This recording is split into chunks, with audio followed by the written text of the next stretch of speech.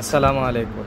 রিক্সার কন্ট্রোলার কোনটা বেশি ভালো হবে, তো আজকে এটাই দেখাবো আপনাদেরকে যে রিক্সার মধ্যে এই কন্ট্রোলার কোয়ালিটিটা সবচেয়েতে ভালো এখনকার দেখা পর্যন্ত। আমার রিসেন্ট এই কোয়ালিটিটা দিয়ে 1500 ওয়াট পর্যন্ত পাওয়ার পাওয়া যায়, পিক পাওয়ার।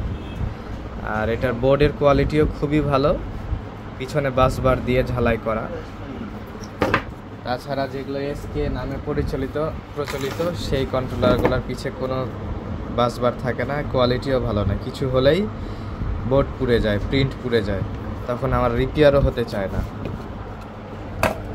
আর এটার মসফেটের কোয়ালিটি, অ্যাম্পিয়ার দুটাই ভালো